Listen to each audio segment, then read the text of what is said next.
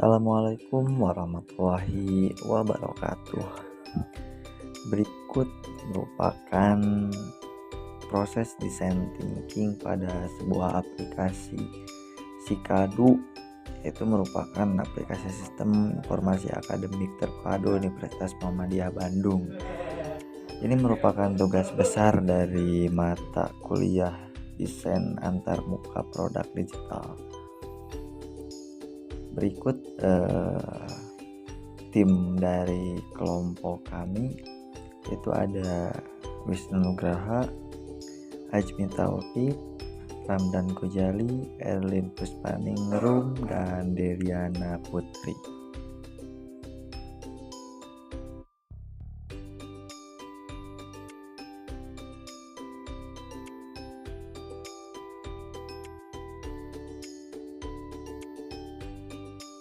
Design thinking merupakan suatu metode yang dilakukan untuk memecahkan suatu masalah dengan cara yang kreatif dan praktis.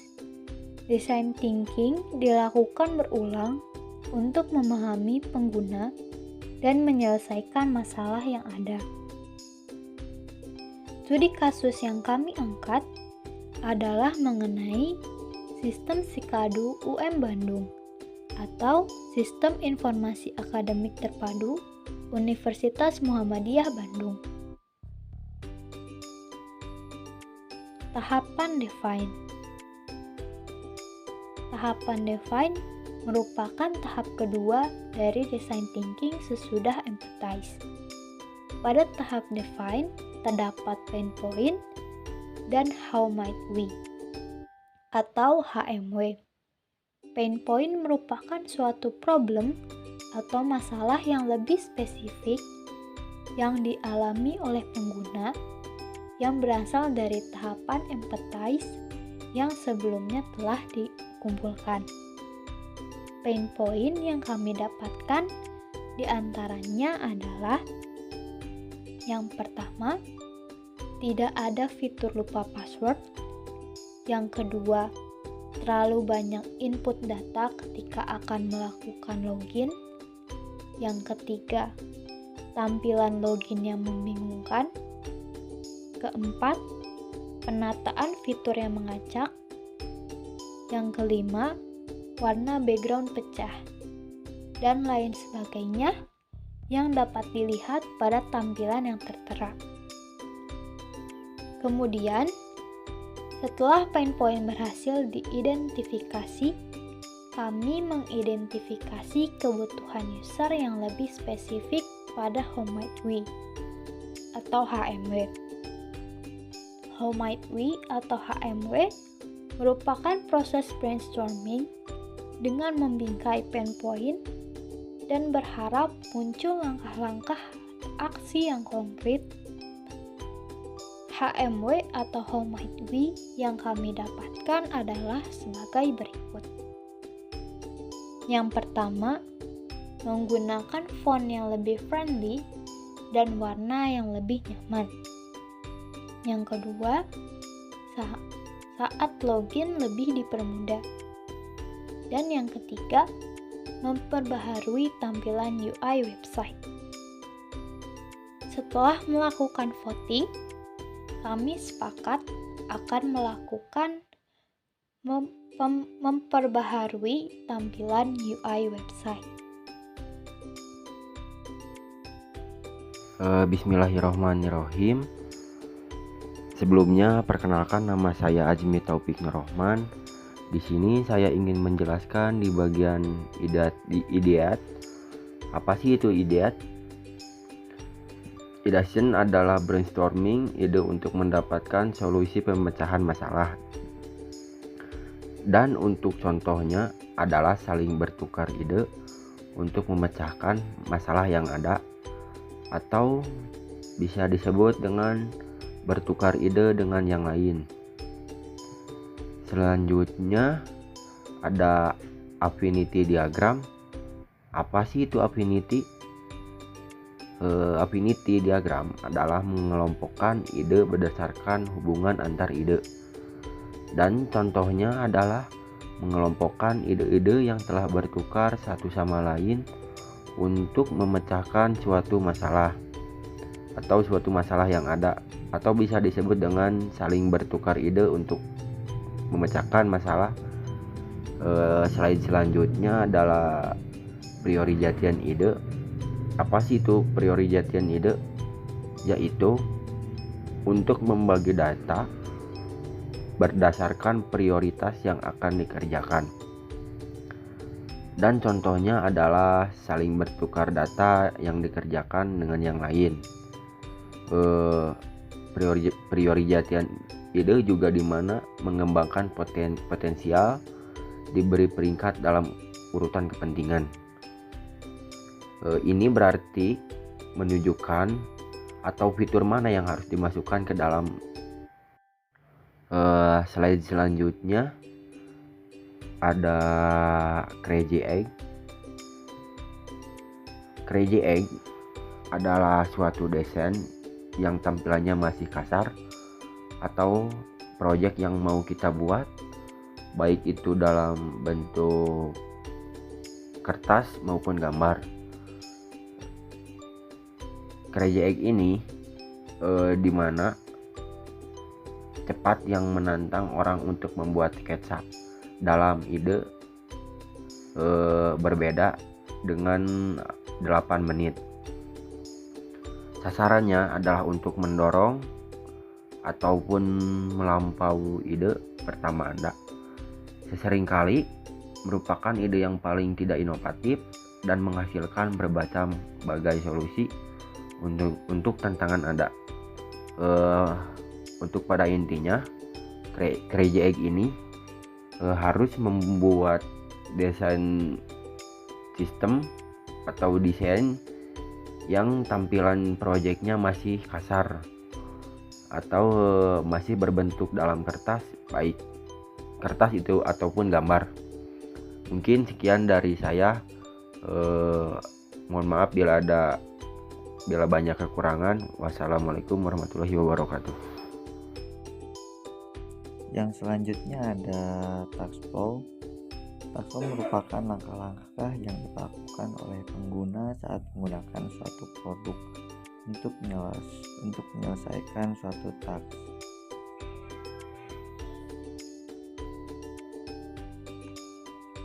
Nah, seperti ada yang pertama di sini ada task untuk login. Jadi user di pertama ada start, terus masuk ke halaman login, terus memasukkan password, dan jika lupa password maka disuruh mengulang kembali atau mau mereset password juga bisa sampai bisa masuk ke halaman awal. Selanjutnya ada task untuk profil, dimana pada saat profil ini kan user dari start ke halaman home atau ke halaman profile, terus bisa ke klik simpan, update data, dan lain sebagainya. Jadi di sini merupakan tahapan yang dilakukan oleh user ketika dia berada di halaman profile. Yang selanjutnya ada task untuk mata kuliah, dimana ketika user ada di halaman home, jadi klik menu mata kuliah, terus nanti masuk ke halaman kuliah. Di situ ada pilihan klik presensi. Ketika ya maka dibawa ke halaman presensi, jika tidak maka ada klik catatan yang diarahkan ke halaman catatan sampai user selesai melakukan penyimpanan pencatatan sampai akhirnya kembali lagi ke halaman home.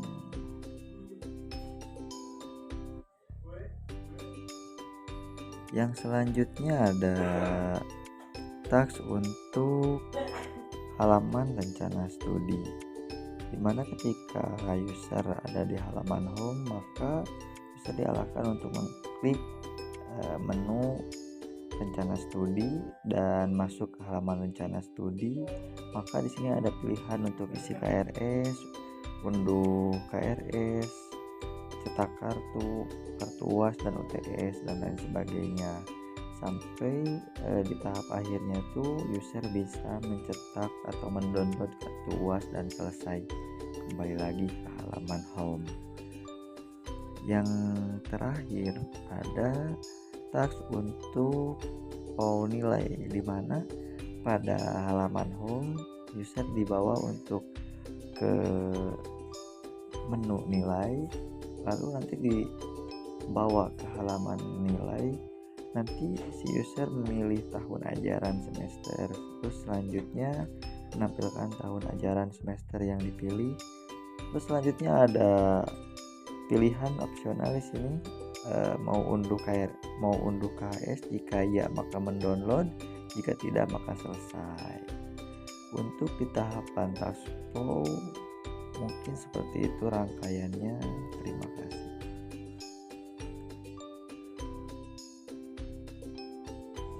Bismillahirrahmanirrahim. Assalamualaikum warahmatullahi wabarakatuh. Perkenalkan, nama saya Ramdan. Di sini saya akan menjelaskan tentang prototype wireframe. Sebelum ke penjelasan, saya akan memberitahu wireframe itu adalah suatu kerangka untuk menata suatu item di laman website atau aplikasi. Pembuatan wireframe biasanya dilakukan sebelum pembuatan produk tersebut dilakukan. Item yang berkaitan seperti teks, gambar, lighting, dan sebagainya. Pada slide selanjutnya ini ada wireframe home dan reset password ataupun lupa password yang dikerjakan oleh Wisnu Nugraha. Di sini ada beberapa menu wireframe home, reset password yang bisa kalian isi dengan gambar ataupun button-button yang akan kalian masukkan. Selanjutnya di sini ada wireframe login dan tugas yang dikerjakan oleh saya sendiri. Di sini ada beberapa login yang bisa dimasukkan seperti gambar ataupun teks judul login beserta password. Dan untuk laman tugasnya ada contoh tugas yang bisa kalian nanti isi ataupun bisa kalian lihat. Dan selanjutnya ada wireframe rencana studi dan nilai yang dikerjakan oleh Deliana. Nah, di sini kalian bisa merencanakan atau melihat rencana studi kalian yang sudah kalian ambil dan nilai-nilai yang nanti kalian bakal ketahui yang telah diinput oleh dosen. Nah, ini sebagai contoh gambarannya agar membuat rencana studi dan nilai. Selanjutnya ini ada wireframe profil dan materi yang dikerjakan oleh Azmi. Nah, di sini ada profil, nanti kalian bisa menginput foto kalian, data diri kalian, dan tugas-tugas kalian, materi yang ada pada wireframe materi ini. Selanjutnya ada wireframe presentasi dan mata kuliah yang dikerjakan oleh Erlin. Nah, di sini ada beberapa presensi atau absensi. Contohnya nanti kalian bisa isi dengan button-button yang menarik seperti presensinya, dan mata kuliah yang bisa kalian lakukan. Contohnya ini bisa kalian isi dengan materi kuliah atau mata kuliah yang menarik. Mungkin itu saja yang bisa saya terangkan. Mohon maaf atas kekurangannya. Assalamualaikum warahmatullahi wabarakatuh. Bismillah. Selanjutnya pada desain sistem dalam desain antarmuka produk digital merujuk pada proses perencanaan dan pembuatan sistem teknologi yang digunakan dalam produk digital seperti aplikasi. Ini meliputi pemilihan dan konfigurasi komponen-komponen yang digunakan dalam sistem serta cara kerja dan interaksi antara komponen-komponen tersebut. Desain sistem dalam desain antarmuka produk digital juga meliputi pembuatan spesifikasi untuk komponen-komponen yang digunakan dalam produk. Hal ini juga meliputi pembuatan desain antarmuka pengguna atau user interface yang intuitif dan mudah digunakan, sehingga pengguna dapat dengan mudah mengakses dan menggunakan fitur-fitur yang tersedia dalam produk. Desain sistem dalam desain antarmuka produk digital juga meliputi pengujian dan validasi sistem sebelum diluncurkan ke pasar untuk memastikan bahwa produk tersebut bekerja dengan baik dan aman digunakan. Dalam pembuatan produk digital, desain sistem yang baik sangat penting untuk memastikan bahwa produk tersebut dapat digunakan dengan efisien dan mudah, serta memenuhi kebutuhan dan harapan pengguna. Desain sistem yang terdiri dari atom, molekul, dan organisme merupakan sebuah sistem yang sangat kompleks dan rumit. Pada tingkat atom, sistem ini terdiri dari berbagai jenis atom yang saling berinteraksi dan membentuk molekul. Molekul-molekul ini kemudian berkumpul dan tersusun menjadi organisme.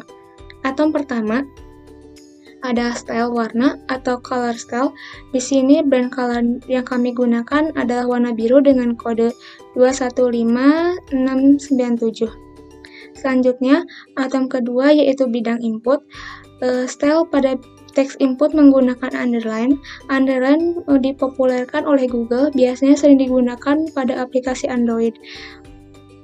Untuk mempermudah pengguna saat akan menginput sesuatu biasanya pada teks input disertai label sesuai dengan sistem yang tim kami rencanakan, yaitu berbasis Android. State dalam teks input ada normal, status normal ada dapat saat user belum mengklik kolom input. Lalu ada fokus, status fokus terjadi saat user telah memasukkan tab ke input atau saat pengguna mengklik bidang dan sedang memasukkan input. Status selanjutnya yaitu disabilitas. Status ini memberikan tanda bahwa user tidak memasukkan inputan apapun ke dalamnya. Biasanya karena user harus memilih sesuatu yang lain terlebih dahulu. Feedback dalam teks input atau bidang input. Pertama ada error feedback. Umpan balik dapat menjadi tanda bagi user jika ada pengisian formulir yang tidak sesuai atau salah. Biasanya ada kolom yang wajib yang masih kosong atau email atau password yang salah. Lalu ada karakter limit. Terdapat beberapa teks input yang disertai dengan syarat maksimal pengisian kolom, biasanya disertai dengan keterangan jumlah maksimal digit yang bisa diinputkan pada bawah sudut kanan kolom. Lalu atom selanjutnya adalah font style, ada warning button, danger button, link button. Untuk state-nya hampir sama dengan bidang input, yaitu normal, fokus, dan disabilitas. Lalu ada ikon style. Lanjut pada molekul seperti notifikasi bar, gabungan dari atom, ikon, dan font style, dan button. Lalu ada juga molekul lainnya, ada tab. Lalu ada organisme, pop-up, model lainnya. Selanjutnya pada tahap prototype system. Prototype system adalah sebuah versi sementara dari sistem yang akan dibuat, yang akan digunakan untuk mengevaluasi dan menguji konsep sistem tersebut diterapkan dalam produk akhir. Prototype system dapat berupa model fisik atau digital dari sistem yang akan dibuat, yang digunakan untuk mengevaluasi desain sistem, menguji interaksi antar komponen, dan mengevaluasi kinerja sistem. Peran prototype sistem dalam pembuatan produk digital. Prototype system membantu dalam mengevaluasi konsep sistem sebelum diterapkan ke dalam produk digital. Di sini, tampilan prototype-nya ada home dan reset password, lalu ada login dan tugas, materi dan profile, tampilan rencana studi dan nilai, dan terakhir ada tampilan prototype, presensi, dan mata kuliah. Untuk alur prototype-nya seperti ini, tapi untuk lebih jelasnya ada di slide selanjutnya. Dalam video berawal dari halaman login, lalu input name dan password, kemudian klik login. Masuk pada halaman selanjutnya, yaitu home, kemudian klik button rencana studi. Jika klik down, maka informasi detail mengenai mata kuliah akan muncul. Kembali ke halaman home, klik ubah password, maka tampilannya akan dipindahkan pada halaman reset password, di mana sistem akan meminta user untuk memasukkan email yang terdapat di sistem. Memasukkan email, lalu klik send. Selanjutnya masukkan kode dan klik button next. Selanjutnya masuk ke halaman input, password baru, dan save. Setelah itu akan kembali pada halaman login, masukkan NIM dan password baru, kemudian klik button login. Setelah masuk, klik menu mata kuliah. Sistem akan menampilkan deretan mata kuliah yang diambil serta jadwal mata kuliah untuk hari ini. Selanjutnya, klik presensi untuk masuk ke halaman presensi untuk mengisi kehadiran. Pilih keterangan kehadiran dan klik button simpan. Maka tampilan akan berubah sesuai dengan keterangan kehadiran yang dipilih sebelumnya. Selanjutnya, kembali ke halaman mata kuliah dan klik text link yang akan mengantar user pada halaman tugas. Ingin lihat tugas lainnya, klik ikon kembali dan akan muncul list tugas. Yang sudah dikerjakan akan berwarna hitam dan yang belum akan berwarna biru. Kembali ke halaman home dan pilih menu materi, lalu tampilan akan pindah ke halaman materi per mata kuliah. Selanjutnya lihat nilai perkuliahan, klik ikon down, maka akan muncul informasi lebih detail. Kembali ke home dan pilih ikon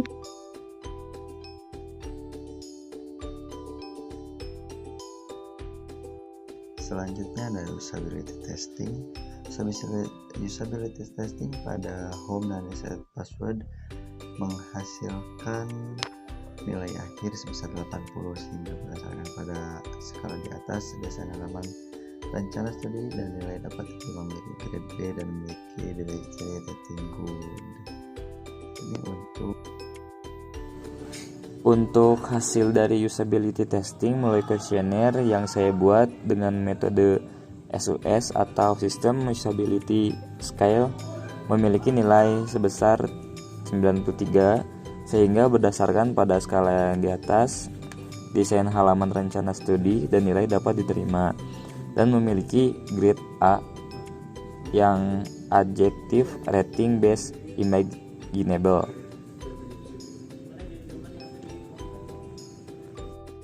Hasil usability testing dari halaman rencana studi dan nilai.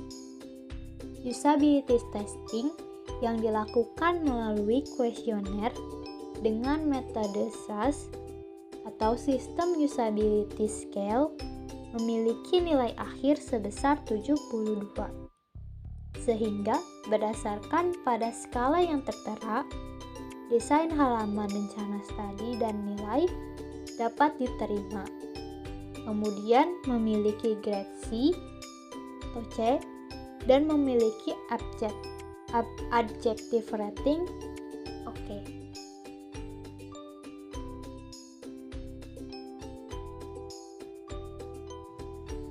Hasil usability testing, presensi dan mata kuliah. Hasil dari usability testing melalui kuesioner dengan metode System Usability Scale memiliki nilai akhir sebesar 65, sehingga berdasarkan pada skala di atas, desain halaman presensi dan mata kuliah memiliki grade D dan memiliki adjective rating of. Skor rata-rata SUS dari banyaknya penelitian adalah 68 dan nilai hasil kuesioner untuk testing presensi dan mata kuliah di bawah 68, sehingga karena skornya di bawah 68 berarti terdapat ada masalah pada usability dan dibutuhkan perbaikan.